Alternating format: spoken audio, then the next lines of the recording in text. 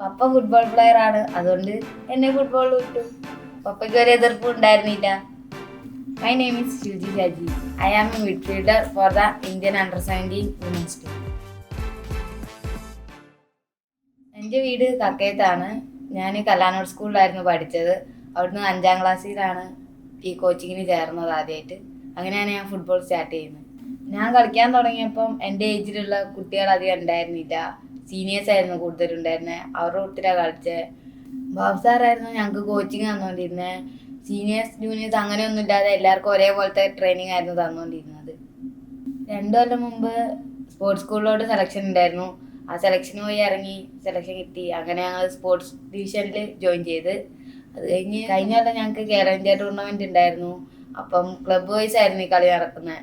അപ്പം ഞങ്ങൾ ഗോകുലത്തിന് വേണ്ടിയിട്ടായിരുന്നു കളിച്ചത്. ഞങ്ങൾ ഡിവിഷനിൽ നിന്ന് 20 പേരാണ് പോയി കളിച്ചത്. എൻ്റെ വീട്ടിൽ പപ്പ, അമ്മ, പപ്പേൻ്റെ അമ്മ, പിന്നെ ചേച്ചി, പിന്നെ ഞങ്ങൾ 5 പേരല്ല.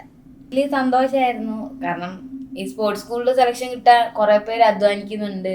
അപ്പം ഇങ്ങനെ സെലക്ഷൻ കിട്ടിയപ്പോൾ ഒരു ഭാഗ്യമായിട്ട് തന്നെ കരുതി. എന്നിട്ട് അവിടെ പോയി പഠിച്ച് കളിച്ച് ഇങ്ങനെ പോന്നു. ഞങ്ങൾക്ക് ആദ്യം കേരളത്തിൽ സെലക്ഷൻ ഉണ്ടായിരുന്നു, ഇന്ത്യൻ ടീമിലോട്ടുള്ള.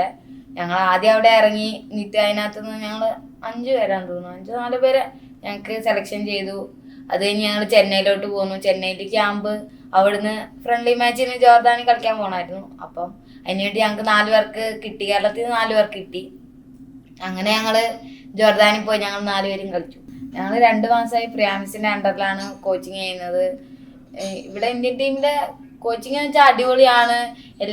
ഓരോ കോച്ചുമാരൊന്നും എടുത്തു പറയേണ്ട കാര്യമില്ല. എല്ലാവരും നല്ല സപ്പോർട്ടിങ് ആണ്. നമുക്കെന്താ മിസ്റ്റേക്ക് പറ്റിക്കഴിഞ്ഞാൽ നന്നായിട്ട് തന്നെ നമുക്ക് മനസ്സിലാക്കി പറഞ്ഞു തരികയും എല്ലാം ചെയ്തു തരുന്നുണ്ട്.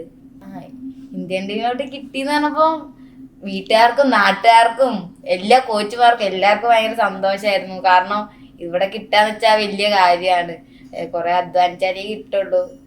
എല്ലാവരും നന്നായിട്ട് അധ്വാനിച്ചുകൊണ്ടാണ് ബാക്കി എല്ലാവരും ടീമിലുള്ളത്.